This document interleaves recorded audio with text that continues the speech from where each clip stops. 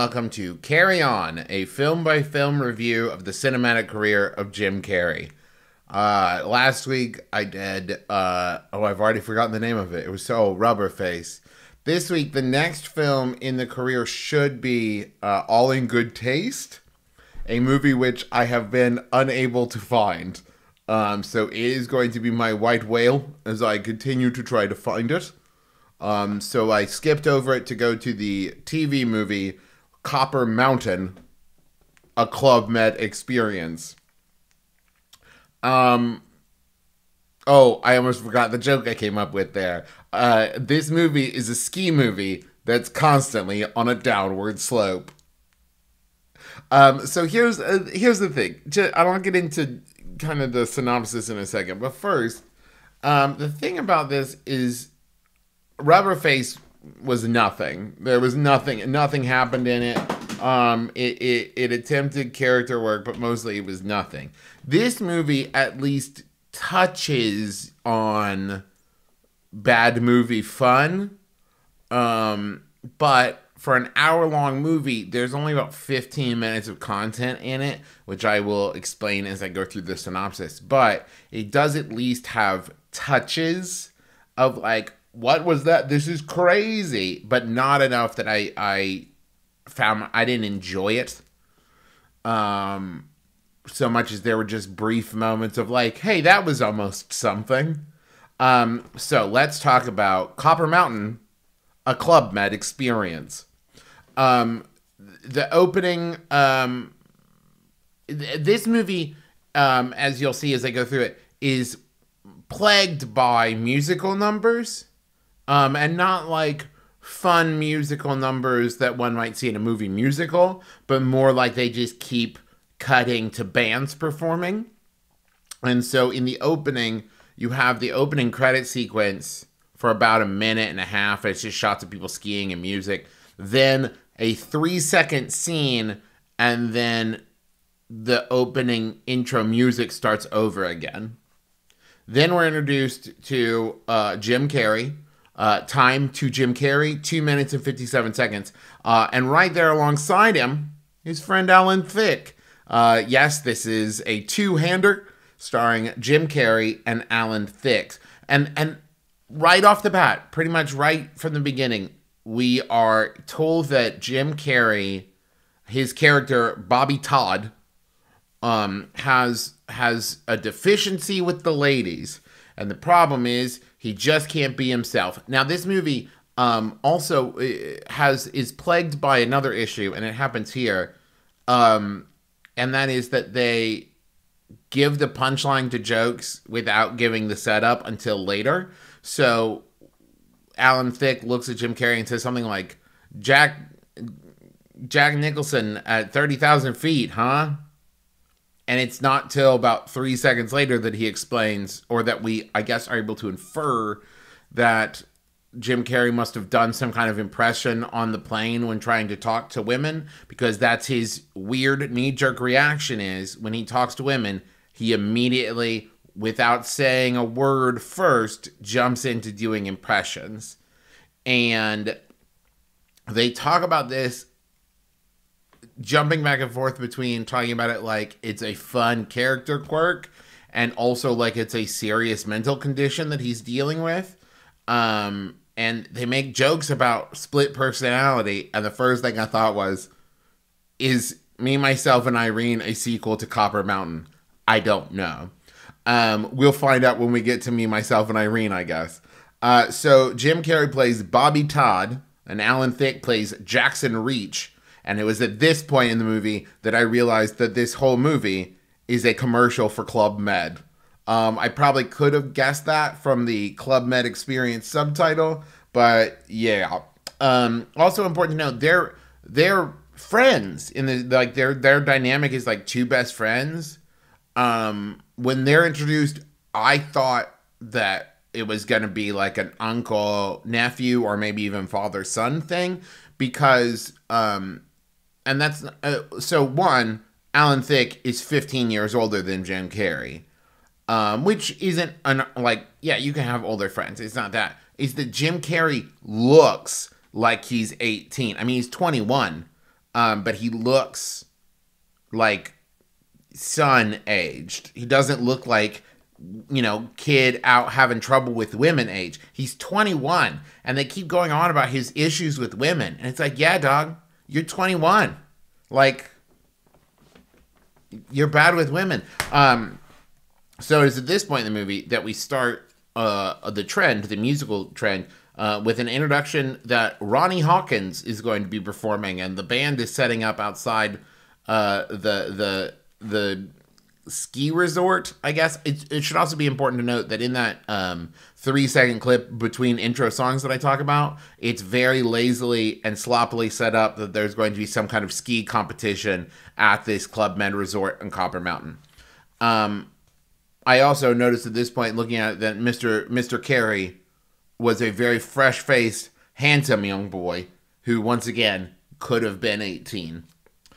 So then this is when the movie goes off the rails a little bit for a minute, because suddenly Jim Carrey is talking to the band setting up for Ronnie Hawkins, and he's like messing with the equipment, and the band member's like, hey, what's going on? And he's like, oh, I do impressions or whatever. I can't remember how they get to it, but suddenly he just breaks into a Sammy Davis impression, Sammy Davis Jr., and starts singing Mr. Bojangles in like a fully like musical number. The band joins in and they're loving it.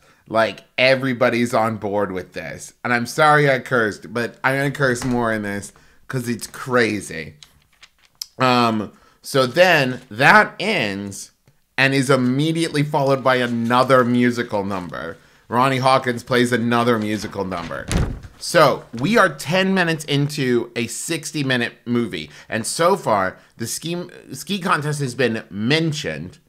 And Jim Carrey and Alan Thicke have arrived. And there have been 2 musical numbers. When Jim Carrey and Alan Thicke arrive, they're immediately like this panting shot of the beautiful lobby/bar of the Club Med. And like someone walks up and goes, welcome to Club Med. Let me tell you about all the amenities here. Now, this is another example of like the punchline of a joke preceding the setup. So Alan Thicke, whereas Jim Carrey, Bobby Todd, is very interested in the women, Alan Thicke wants to race in this pro ski race. And up till now, that's all the information we have about him. So he starts practicing with these pro racers, and he just totally beefs it and like falls over after a race and just says, that ain't no waterbed. End of scene.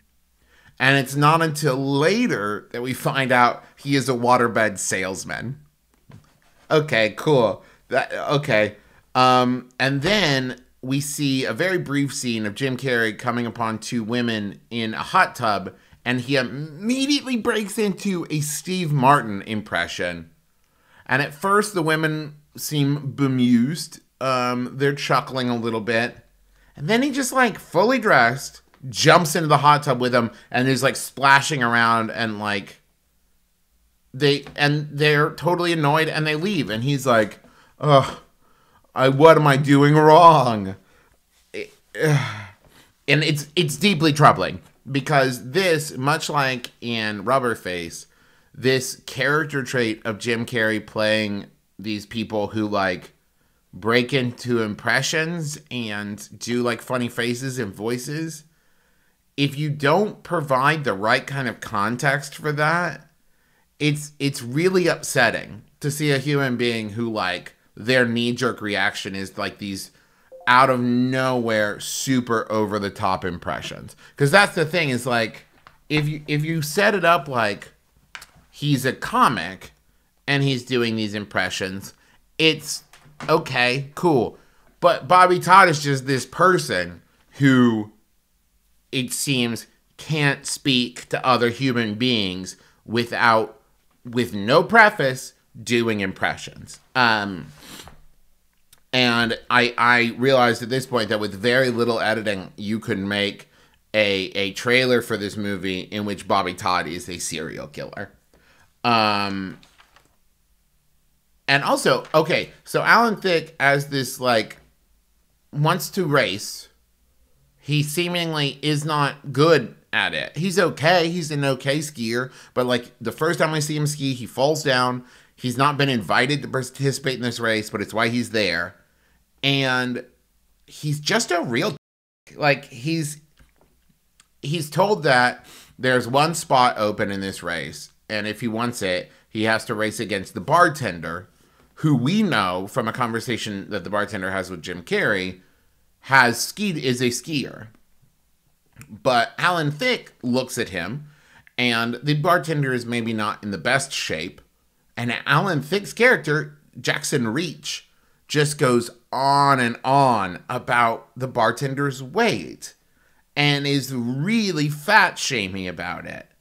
And up till now, all we've seen is the bartender be super nice.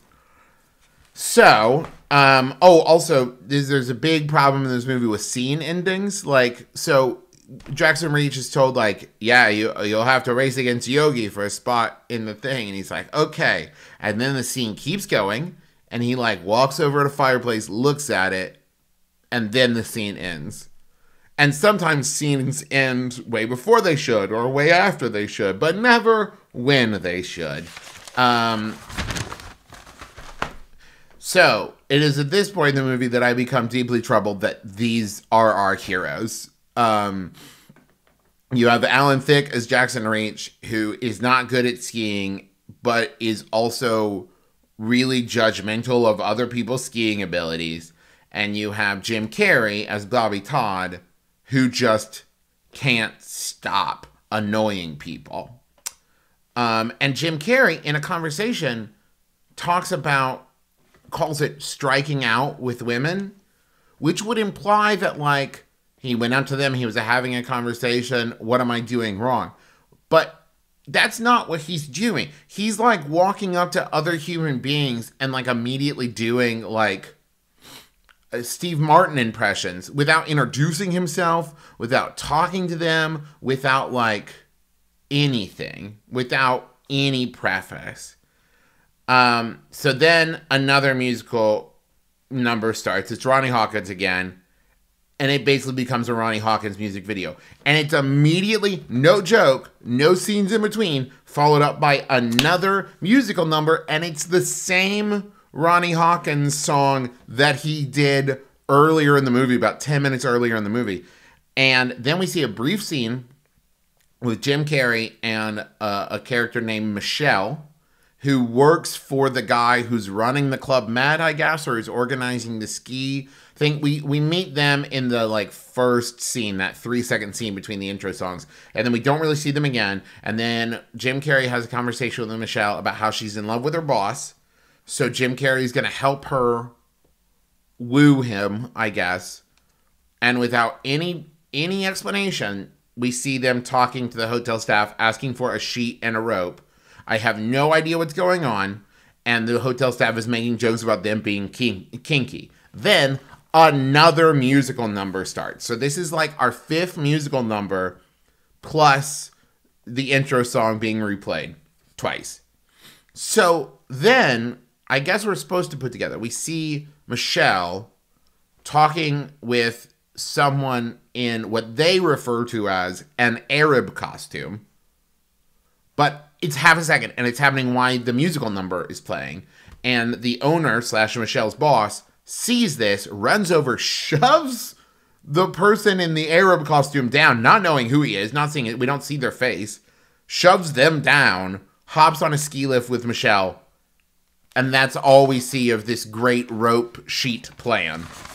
And then they're in this shot in the ski lift where Michelle and the boss are going up and they're talking to each other, but the camera is just shooting one of them at a time, and it's horribly jarring. Then they fall off the ski lift, and now they're just kissing. And the conversation was like, so Michelle, tell me about this job offer. It's a very serious job offer. Well, I want you to stay here. And then they're kissing. And I looked it up. The actress playing Michelle and the actor playing the boss are 25 and 52. Not that there's anything wrong with that age difference in real life, But they cast it this way. And they could have just as easily cast Michelle as like a 37-year-old woman instead of a 25-year-old woman. It was really weird. And he's like, his eyebrows and his hair is dyed really dark black. I guess to try to make him look younger, but it just looks so fakey. It's really weird. So surprising no one, Yogi is really good at skiing and Jackson Reach sucks. And so Jackson loses. And at this point, we're 40 minutes into a 60-minute movie. And it was at this point that I realized this is the movie. This is just the movie. This is what's happening. We're not building to anything. So then there's another musical number. Then there's a scene out of nowhere with a helicopter picking up pro skier Jean-Claude Killy. And the guy picking him up runs through all his achievements, all of the medals he's won, all of these things he's won. And then it says, like, but I'm worried about you because this is a really tough ski hill. And Jean-Claude Killy says, I'm in good health, and gets in the helicopter. And the guy picking him up turns to the camera and goes, the best! And then gets in the helicopter and they take off.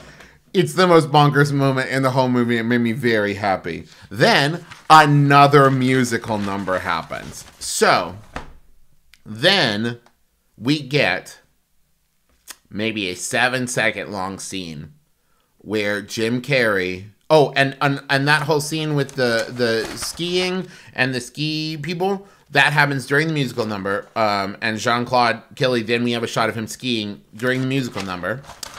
Then we have a 7-second scene where Jim Carrey gets out of a shower and while rubbing his eyes, accidentally walks into the women's sauna and 2 women are very mad at him and leave. End of scene. Then we have another musical number. Then a very long scene of Alan Thicke just watching people ski that maybe takes like 4 minutes of this 60-minute movie. And then Yogi, because he's such a good guy, even though he won the race, lets Jackson Reach race against the pros. And suddenly Jackson is very good. He doesn't win. Spoiler, doesn't win. But he comes very close. And so everyone's like, oh, he's doing great now. For no reason. And in an attempt to impress women, Jim Carrey has decided to learn to ski from out of nowhere. Also, after having a conversation with the boss, who now, I guess, in love with Michelle, talks to Jim Carrey and is like, hey, thanks for helping out with that Arab costume thing. I knew it was you the whole time. Hey, those impressions are pretty good, but you should learn to just be yourself. And Jim Carrey's like, what? Just be myself? Of course. So he learns to ski, and he's very bad at it, and he ends up accidentally skiing down a hill. And the sound effects during his whimsical, bumbling ski trip down the mountain is some of the most bonkers sound effects I've ever heard in my life. It's amazing. And these 2 women who see him ski are like, you did so great. And now they dig him. And so Jackson got to ski in the big pro race. Bobby Todd now has 2 women who think he's great because he was himself, by which himself is bad at skiing, I guess. So everybody wins. And then there's one last musical number for the road. So there are 9 musical numbers in this. So if you say that each one is like 3 minutes long, that's 27 minutes. And then there's probably about 10 minutes of just like skiing montages. So that right there is 37 minutes of a 60-minute long movie. And there's probably another 5 minutes of just like, you know, panning shots of Club Med. So, like I said, there's like 15 to 20 minutes of movie. And even that is a lot of it stretched because you could edit that down into probably 10 minutes. So this is not a good movie. You can watch it all on YouTube, the full movie on YouTube. But I would not if I were you. It is... Like I said, there's a couple of weird moments. The sound effects when he's skiing down. I'm in good health. The best! Those are great. But, like, they're great because they're these weird little oases in what is otherwise a weird desert of a movie. So I would not recommend it. And I'm so excited. I never thought I would say this sentence. But watching these last two movies makes me really excited to watch Once Bitten. I do have one more movie, Finders Keepers, in which I believe Jim Carrey plays a smaller part, but that's the next movie, and then Once Bitten, and I'm going to keep looking for All in Good Taste. But yeah, so I would give this movie like a 2.5 out of 10, maybe, because like I said, there's some weird moments, and the musical numbers are actually not bad. It was in 1983, and so like Ronnie Hawkins and the other people that perform have this great aesthetic where it looks like they just like woke up or they were on their way to like substitute teach and they didn't know they were about to perform in front of a crowd, and suddenly it's just like, who, me? And then they're like up performing rock and roll numbers, which I dig. I actually kind of liked that aesthetic. They looked great. And the music is good. And you know what? That Club Med looks incredible. Although I believe it's closed now. It should also be important to note, Alan Thicke said of this movie that it was so bad that not even Jim Carrey could be funny in it. And he was not wrong. This is not a good Jim Carrey movie. I mean, it's not a good movie. It's not a good Jim Carrey movie. I cannot recommend it. But now that I've watched it, I'm ready to carry on.